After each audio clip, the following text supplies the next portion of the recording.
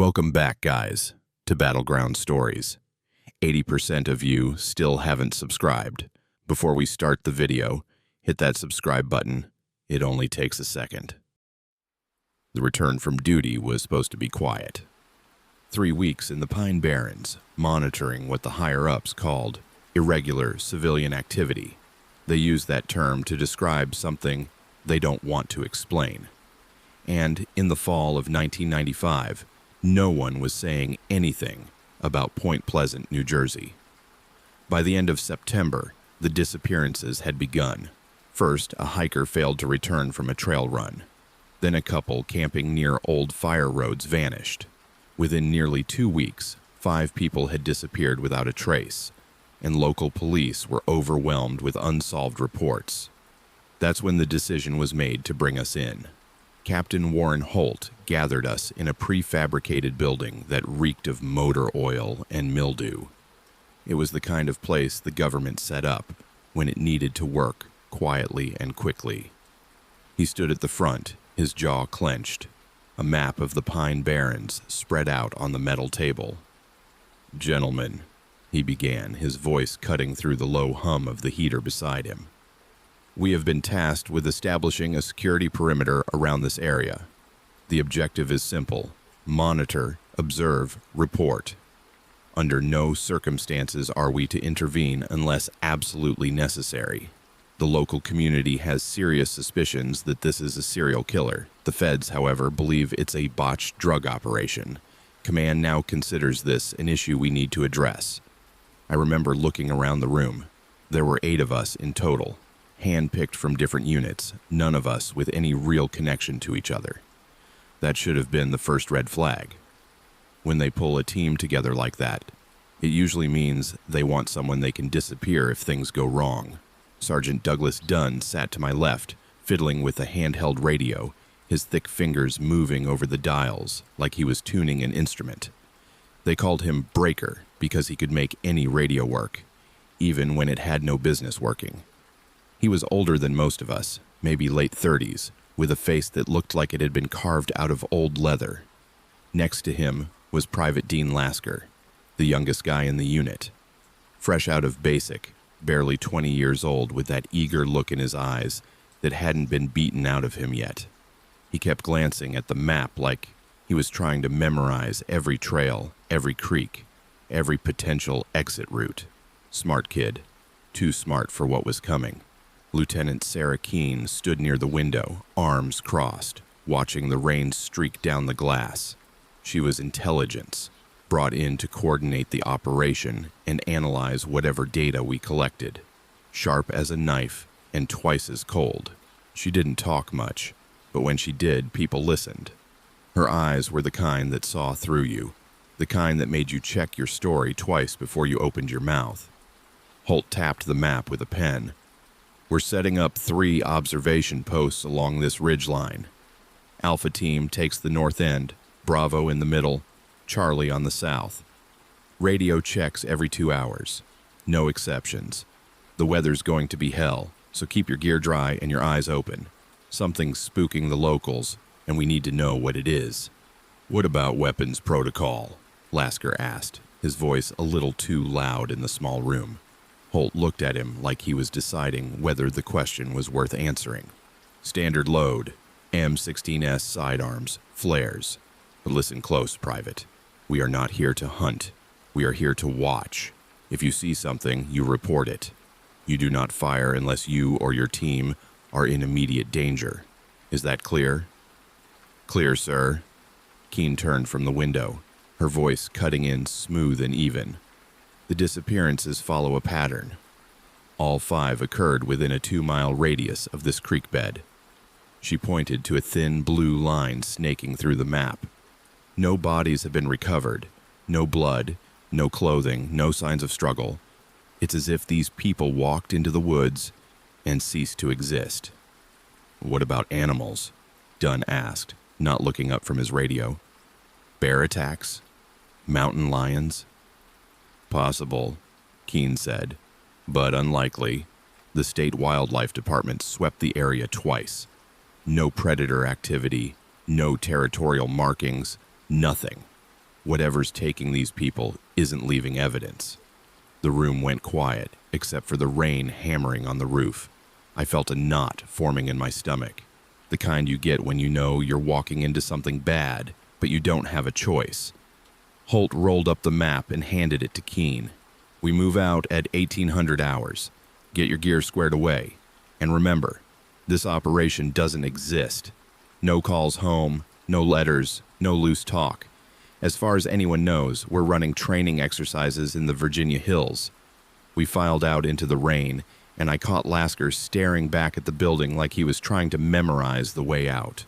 I clapped him on the shoulder. Relax, kid. It's just recon. He looked at me with those young eyes, still untouched by the kind of fear that sticks with you. You ever done anything like this before? Once or twice, I lied. Truth was, none of us had. This wasn't recon. This was something else entirely. By 6 p.m., we were loaded into 2 Humvees, rolling down a dirt road that barely qualified as a trail. The Pine Barrens stretched out on either side of us, dense and dark. The trees so thick you couldn't see more than a few yards into them. The rain had slowed to a drizzle, but the fog had rolled in heavy, clinging to the ground like something alive. Dunn sat in the back with me, his radio crackling with static as he tried to establish a clear frequency. Anything? I asked. He shook his head. Interference. Could be the weather. Could be the terrain. We'll get a clearer signal once we're set up on the ridge. Lasker was up front with the driver, his rifle propped between his knees, his eyes locked on the road ahead. Keene rode in the lead vehicle with Holt and the rest of Alpha Team. I watched her through the rear window, her silhouette sharp against the dim interior light. She was reading something, a file maybe, her face expressionless. We reached the drop point just after nightfall. The ridge overlooked a shallow valley, the kind of place where sound carried strange and distance played tricks on your eyes. Holt split us up. Alpha Team moved north, Charlie south. That left me, Dunn, and Lasker to hold the middle. Bravo Team, the quiet spot, the safe spot. Or so we thought. We set up in a clearing just wide enough for a tarp and some basic gear. Dunn strung an antenna between 2 trees while Lasker and I dug a shallow trench for drainage. The ground was soft, almost spongy, like it hadn't been dry in weeks. The smell hit me then, faint but unmistakable. Rot. Not the sharp stink of a dead animal, but something older, deeper, like the earth itself was decaying. You smell that? Lasker asked, wrinkling his nose. Probably just the swamp, I said, though I didn't believe it. The Pine Barrens were full of bogs and stagnant water, but this was different. This was wrong. Dunn finished with the antenna and powered up the radio. Static filled the air, then a voice crackled through. Bravo, this is Alpha. Radio check. Alpha Bravo, Lima Charlie, Dunn replied, loud and clear. Roger, maintain position. First check-in at 8 p.m. Alpha out. The line went dead, and the forest pressed in around us. We settled into our positions, rifles within reach, eyes scanning the tree line. The rain had stopped completely now, leaving only the sound of water dripping from branches and the occasional rustle of wind through dead leaves. Hours passed. Nothing moved. Nothing made a sound. It was the kind of quiet that makes your ears ring, the kind that makes you start hearing things that aren't there. At 8 p.m., Dunn keyed the mic. Alpha, Bravo, sitrep negative. No activity. Roger, Bravo. Charlie reports the same. Stay sharp. Another 2 hours crawled by. Lasker shifted beside me, his leg bouncing with nervous energy. How long are we supposed to sit here? As long as it takes, I said. This is bullshit, he muttered. 5 people disappear, and they send us out here to stare at trees. 5 people we know about, Dunn said quietly, his eyes still on the radio. Could be more. Lasker went still. What do you mean? I mean the brass doesn't mobilize a unit like this for 5 missing hikers. There's something else going on. something they're not telling us. Before I could respond, a sound cut through the silence. Faint, distant, but unmistakable. A scream. High-pitched, panicked, human. It echoed through the valley and died just as quickly as it started. We froze, rifles coming up instinctively. Dunn grabbed the radio. Alpha, Bravo. Did you copy that? Static. Alpha, come in. More static.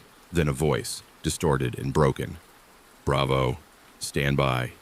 The line went dead again. My heart hammered in my chest.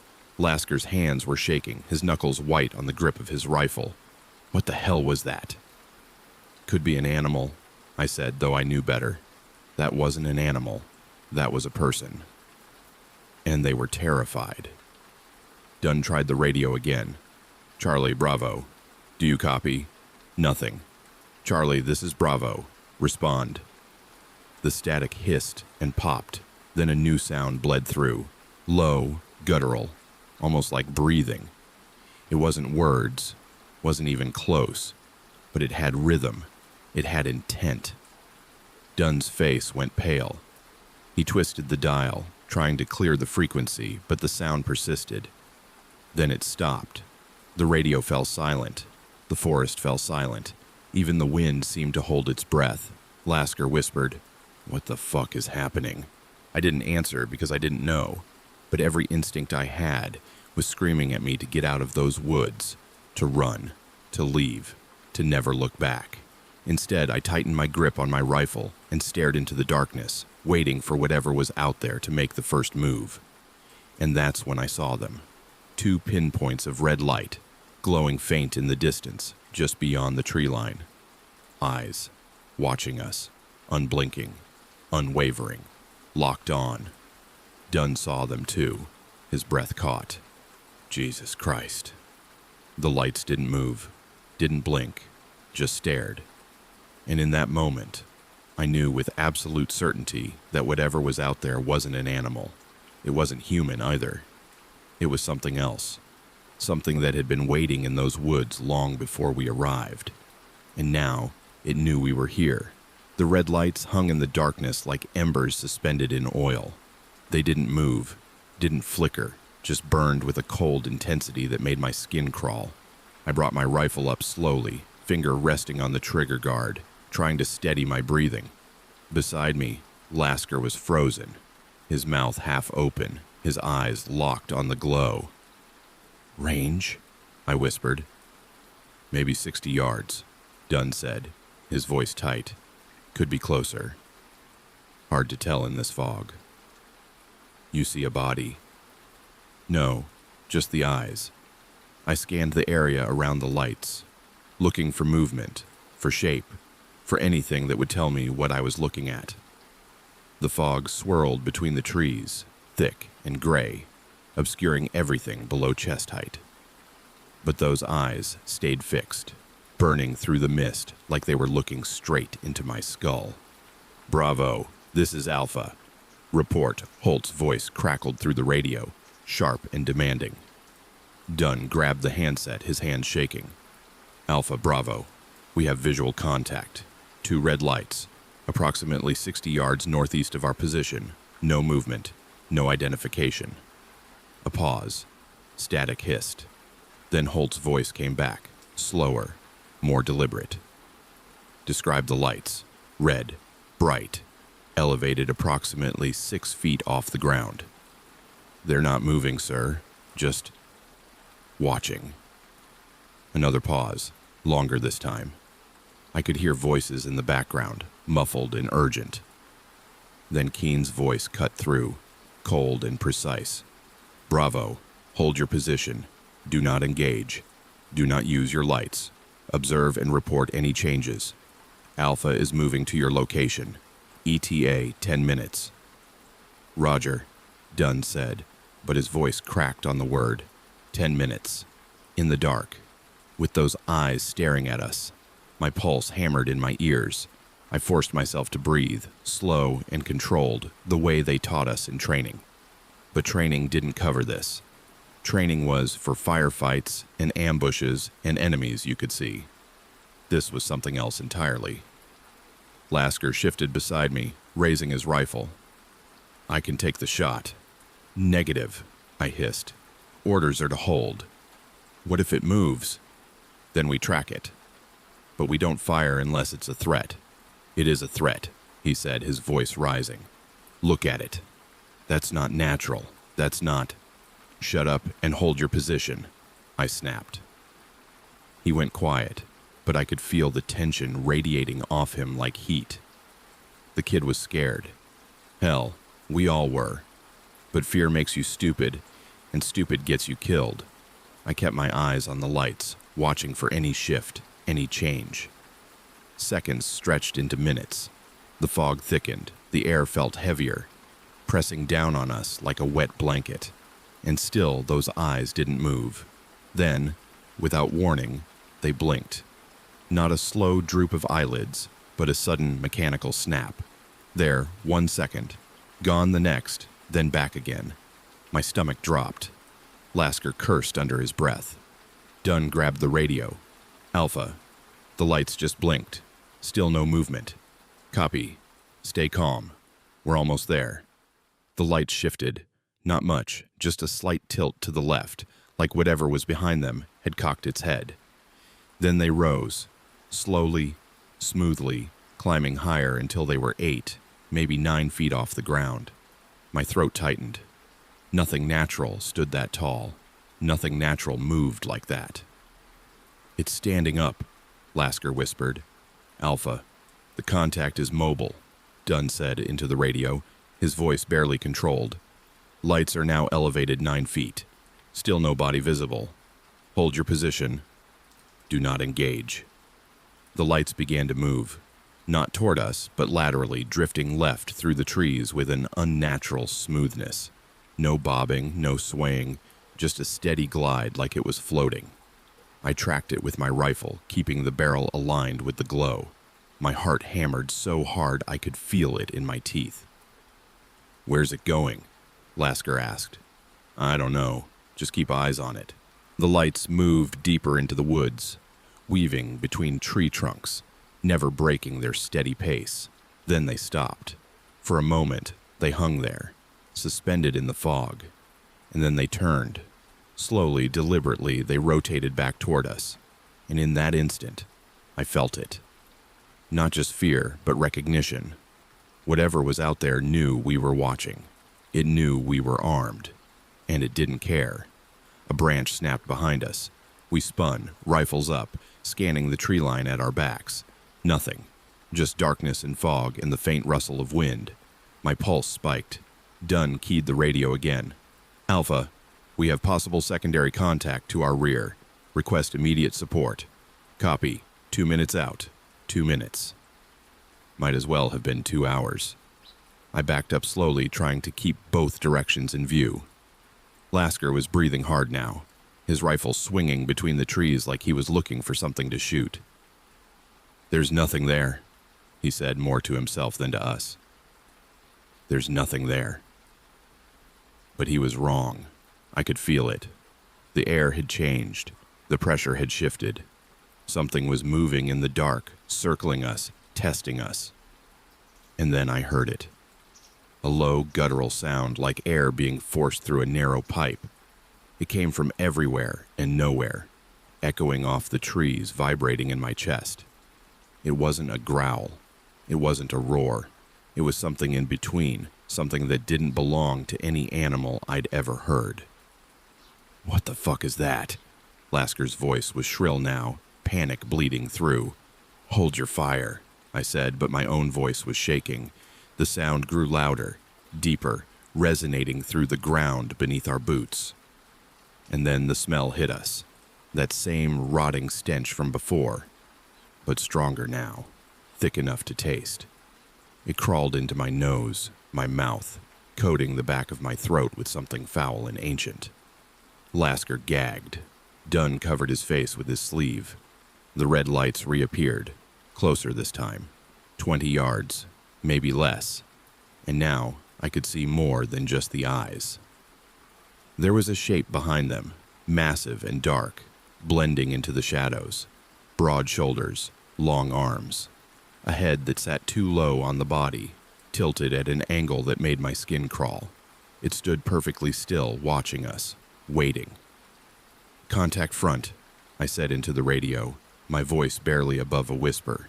20 yards. Visual confirmed. Hold your position. Alpha is on site. I heard the crunch of boots on wet ground. Voices. Holt's team emerged from the fog, rifles raised, moving in a tight formation. Holt took point, his face grim, his eyes locked on the shape in the trees. He raised a fist, signaling a halt. Everyone froze. For a long moment, nobody moved. We stood there in the rain-soaked dark, staring at the thing that stared back at us. Holt slowly lowered his rifle and pulled a flashlight from his belt. "I'm lighting it up," he said quietly. "Nobody fires unless I give the order." He clicked the light on. The beam cut through the fog, sweeping across the trees, searching for the source of the glow. The red lights flared brighter, almost blinding, then vanished. Just gone. The beam landed on an empty patch of forest. No body, no shape, nothing. Holt moved forward, flashlight steady. Spread out, eyes open. We advanced in a line, rifles up, every step deliberate. The fog clung to us, damp and heavy, muffling our movements. Holt reached the spot where the lights had been and stopped. He crouched down, running his hand over the ground. When he stood up, his face was pale. "What is it?" Keen asked, stepping up beside him. He held up his hand. His fingers were covered in something dark and sticky. Not mud, not water. Blood. Fresh blood, still warm. And beneath it, pressed into the soft earth, was a print. Not a boot, not a paw. Something else. 5 toes. Clawed. Massive. Keen pulled a camera from her pack and started snapping photos. Holt wiped his hand on his pants and looked at me. "You saw it. What did it look like?" I opened my mouth, but no words came out. What could I say? That it was 9 feet tall? That it moved like smoke? That it had eyes like burning coals? None of it made sense. None of it fit. "Big," I finally said. "Bigger than any man, and it knew we were here." Holt's jaw tightened. He looked at Keen. "Get command on the line. Tell them we need extraction and a full forensic team." This just became something else. She nodded and moved back toward the radio.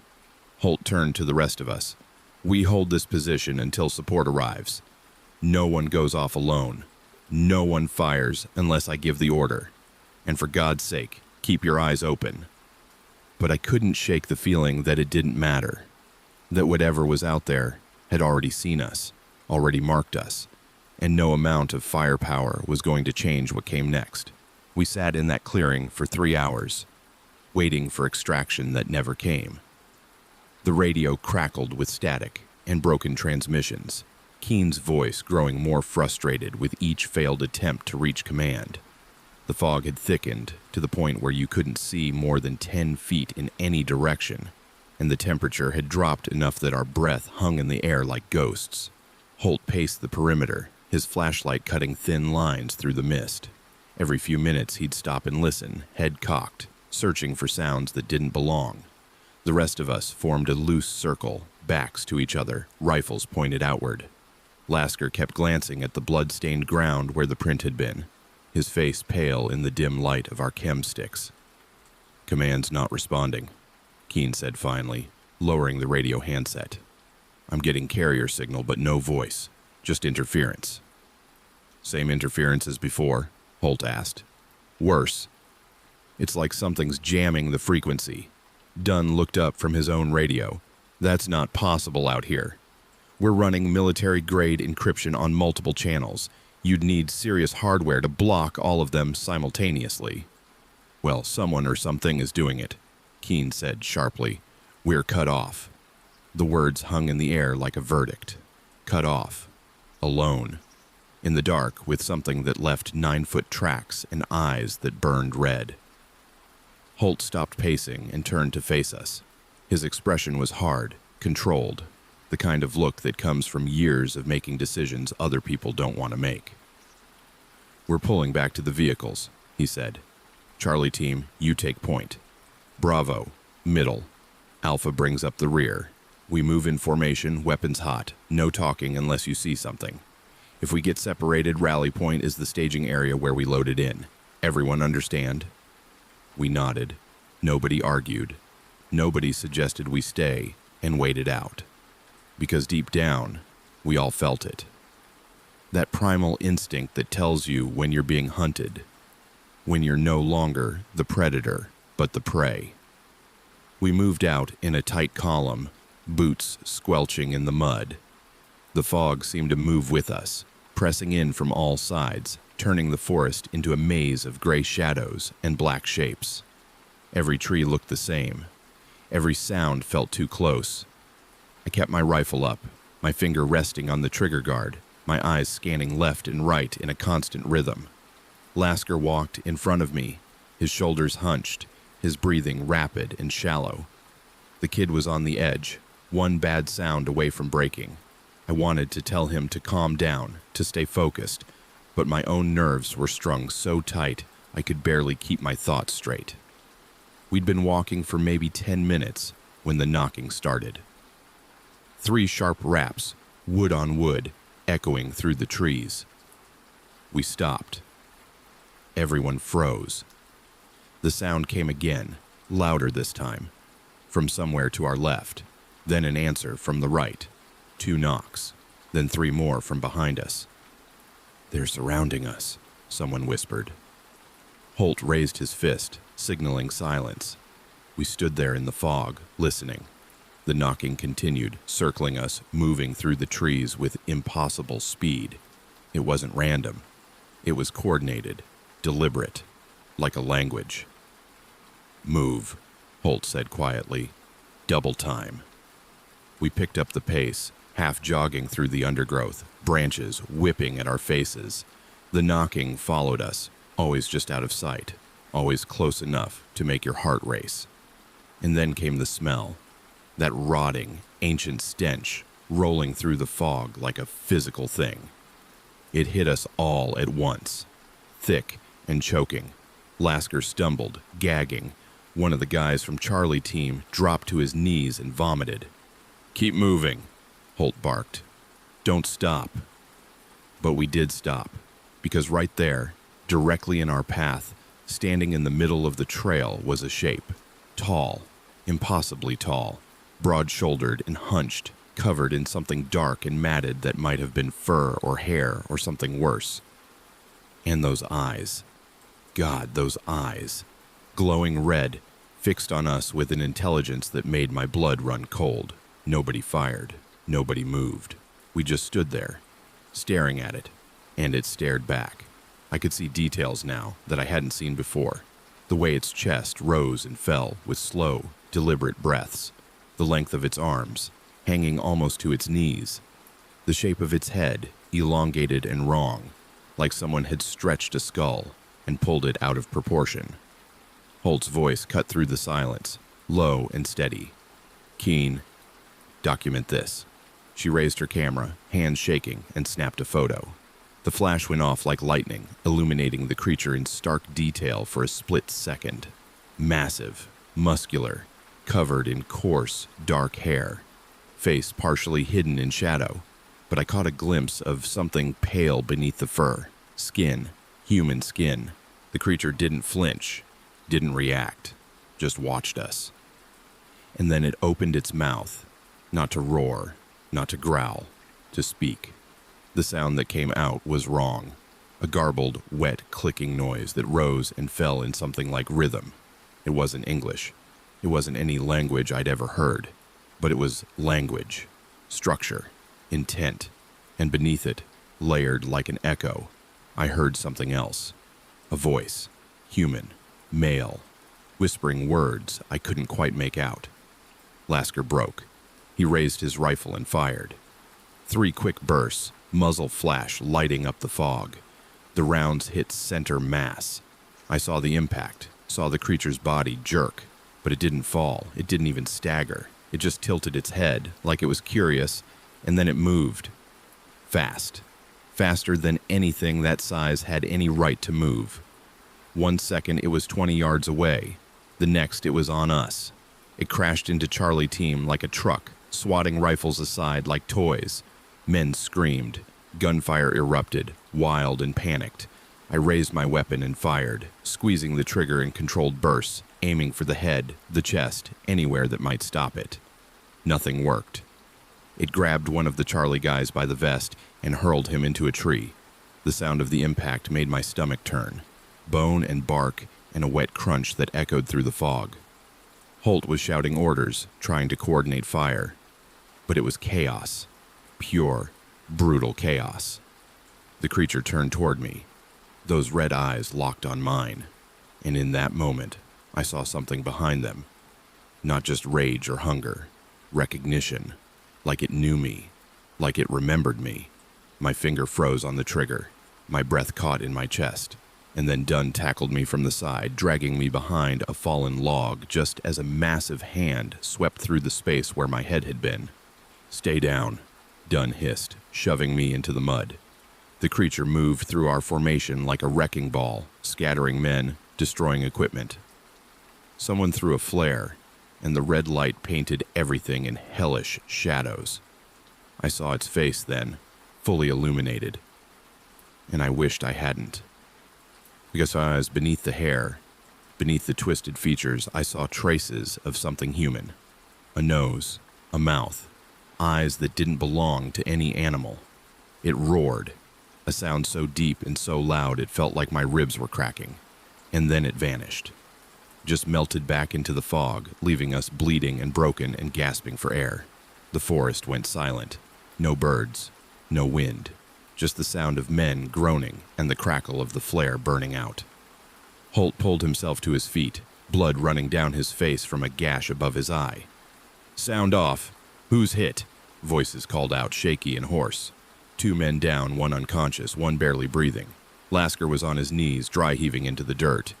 Keen sat against a tree, clutching her camera like it was a lifeline, her eyes wide and unfocused. "We need to move," Holt said. "Now, before it comes back." "Comes back." Lasker's voice cracked. "That thing took 30 rounds and didn't even slow down.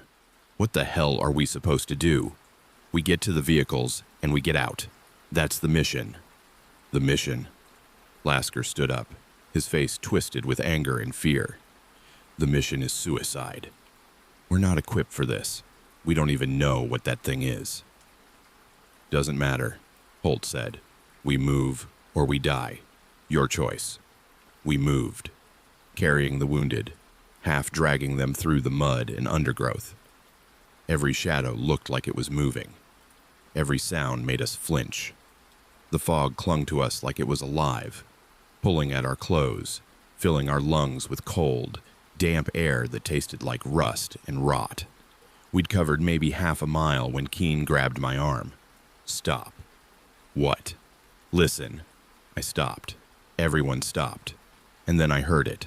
Footsteps. Heavy, slow, deliberate, coming from behind us. Multiple sets. Not running, walking. Like they had all the time in the world. Like they knew we couldn't escape. "How many?" Holt asked. Dunn was already working the thermal scope, sweeping the area behind us. His face went white. 4, maybe 5. Spread out in a line, moving parallel to us. "They're hurting us," Keen said quietly. Holt's jaw tightened. "Then we don't go where they want us to go." We cut west, straight through the thickest part of the forest. If we're lucky, the terrain will slow them down. "And if we're not lucky?" Lasker asked. Holt didn't answer. He just started walking. We followed. What else could we do? The forest grew denser, the trees pressing in so close we had to move in single file. Branches scraped our faces, roots caught our boots, and the footsteps kept pace, always just out of sight, always close enough to hear. Then we found the bodies. They were hanging from the trees. 5 of them, the missing hikers, strung up by their wrists with rope made from twisted vines, their feet dangling 6 feet off the ground, eyes open, mouths frozen in silent screams. and they were fresh. Blood still dripping from wounds that looked like they'd been made by claws.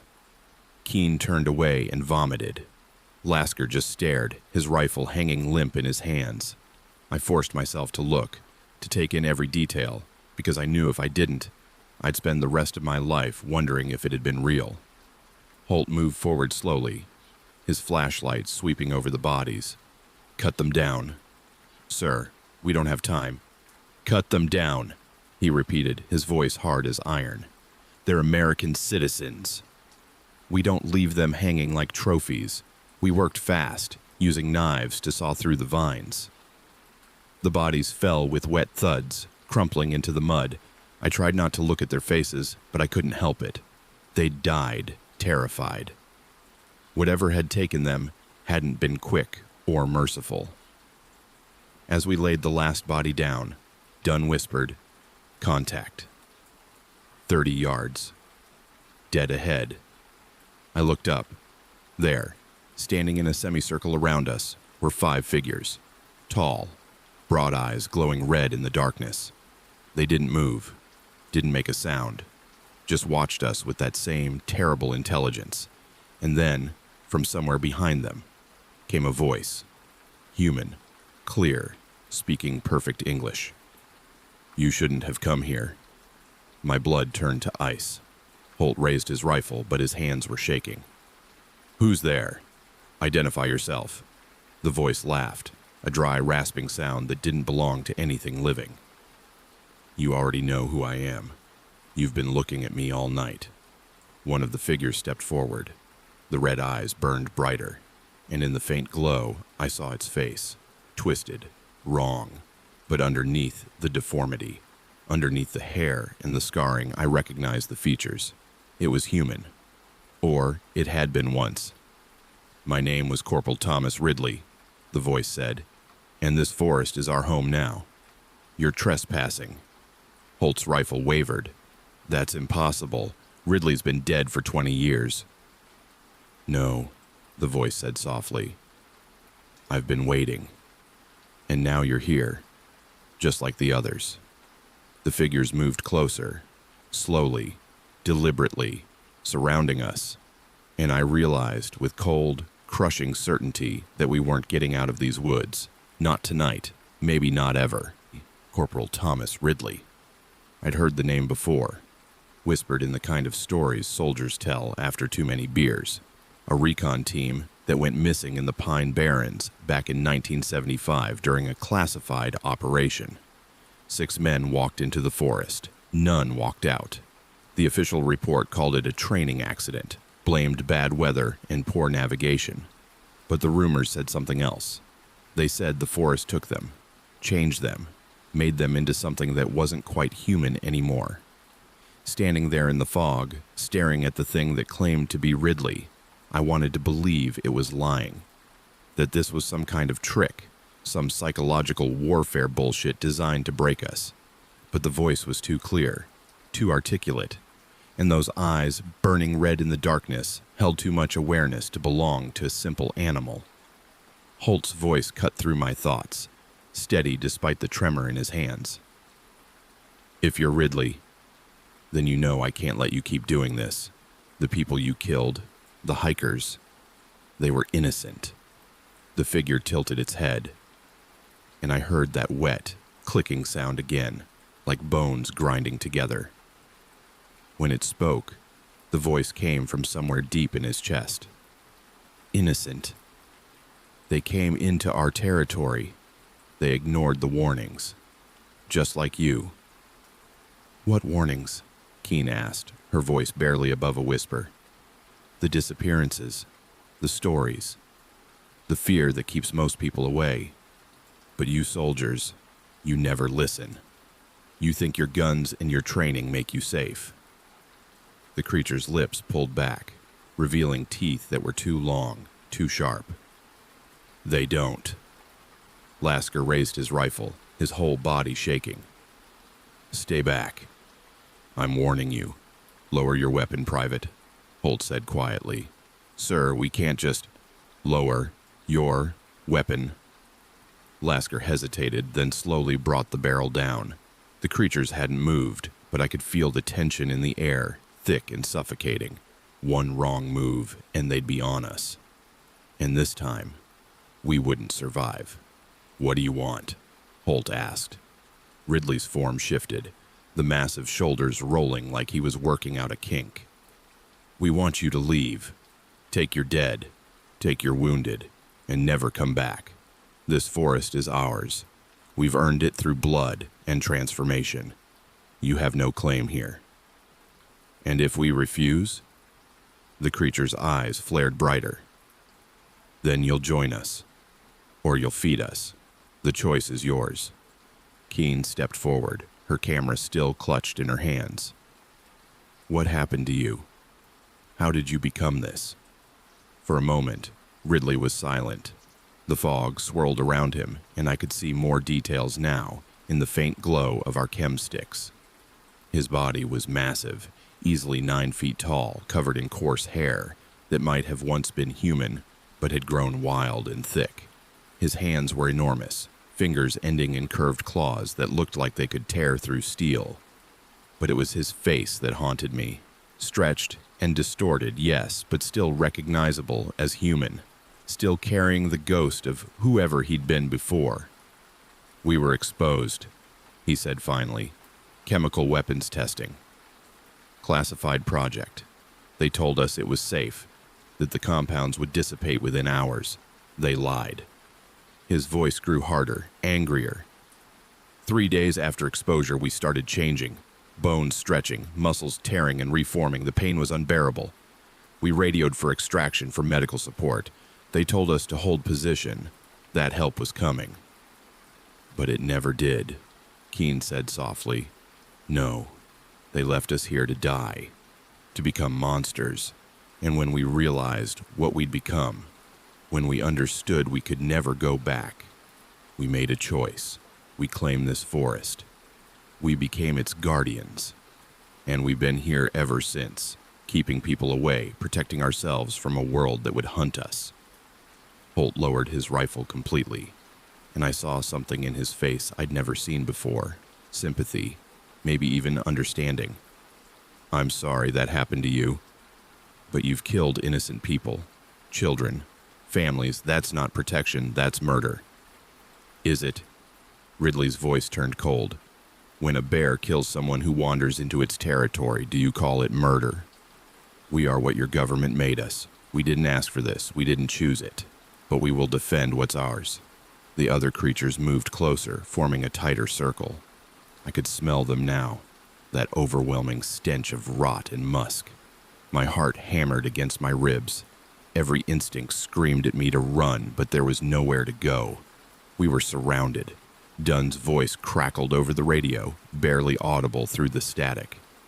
"I'm picking up multiple heat signatures, closing in from all sides." "How many?" Holt asked without taking his eyes off Ridley.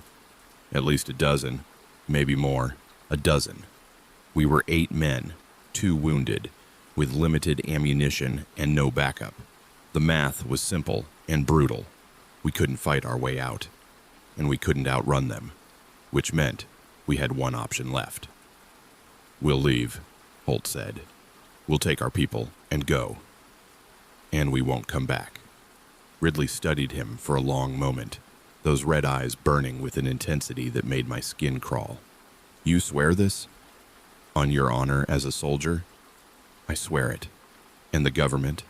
They'll send others. Not if I have anything to say about it. This operation doesn't exist. The people we lost will be listed as training casualties. The report will be buried so deep nobody will ever find it. You have my word." Another long silence. The fog pressed in, thick and cold. Somewhere in the distance I heard that knocking sound again, wood on wood, echoing through the trees. A signal, a warning, or maybe just a reminder that we were being watched. Finally, Ridley stepped back. "Go. Now, before I change my mind." We didn't need to be told twice. Holt gestured and we moved, carrying the wounded, keeping our rifles up but not aimed. The creatures melted back into the fog, disappearing as silently as they'd appeared, but I could feel them watching us, following us, making sure we kept our word. The trek back to the vehicles took over an hour. Nobody spoke. Nobody looked back. We just walked, one foot in front of the other, focusing on the simple act of moving forward. When we finally broke through the tree line and saw the Humvees waiting in the clearing, I felt something in my chest release. Not relief, not quite, but close enough. We loaded the wounded first, then the bodies of the hikers. Keen sat in the back of the lead vehicle, staring at her camera like she was trying to decide whether to smash it or hold on to it forever. Lasker climbed into the driver's seat without a word, his hands white-knuckled on the steering wheel. Holt was the last one in. He stood at the edge of the clearing, looking back into the forest. I moved up beside him. "You think they'll stay?" I asked. "I don't know, but I meant what I said. This operation ends here. No follow-up, no investigation. We bury it and move on. And if command asks questions, then I'll handle command." He turned to me, his face grim. "What we saw tonight, it doesn't leave this team. Understood?" "Understood." He nodded and climbed into the vehicle. I took one last look at the forest, at the wall of trees that had swallowed so many people and spat out nightmares. The fog was lifting now, pale morning light filtering through the branches. It looked almost peaceful, almost normal. But I knew better. I'd seen what lived in those shadows, and I knew I'd never forget it. We drove out in convoy, following the dirt road back to the staging area. The rain had started again, a light drizzle that washed the mud from our boots and the blood from our uniforms. By the time we reached the main road, the sun was coming up, painting the sky in shades of orange and pink. Lieutenant Keene worked the radio the entire drive, finally reaching someone at command. Her voice was calm and professional as she delivered the report. Training accident, multiple casualties, request for immediate medical and mortuary support. She didn't mention the creatures, didn't mention Ridley, didn't mention anything that would make someone ask the wrong questions. When we arrived at the base, there were medics waiting. They took the wounded without comment, loading them into ambulances with practiced efficiency. The bodies of the hikers were zipped into bags and carried away. Someone handed me a cup of coffee. I drank it without tasting it. Holt gathered us in the same prefab building where this had all started. It felt like a lifetime ago. He stood at the front, his face haggard, his uniform torn and stained. The official story is simple. We encountered a black bear during a night patrol. The bear attacked, causing multiple injuries and fatalities. We neutralized the threat and extracted. The missing persons cases are now closed. The families will be notified. "That's it?" Lasker asked. "We just lie?" "We survive," Holt said. "We protect ourselves, and we protect them. Because the truth won't help anyone. It'll just get more people killed." Nobody argued. We were too tired, too broken, too haunted by what we'd seen. Over the next few days, we were debriefed individually. Same questions, same answers. Black bear. Training accident, standard protocol. They separated us after that, reassigning us to different units, different bases, different parts of the country, making sure we couldn't compare stories, couldn't collaborate, couldn't remember together.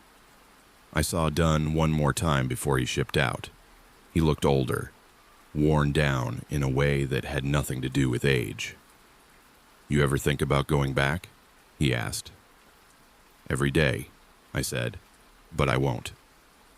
"Yeah, me neither." We shook hands and never spoke again. I finished my enlistment 6 months later and walked away from the military. Tried to build a normal life, got a job, got married, had kids. But the dreams never stopped. I'd wake up in the middle of the night, covered in sweat, convinced I could smell that rotting stench, convinced I could hear knocking in the walls. Years passed, decades.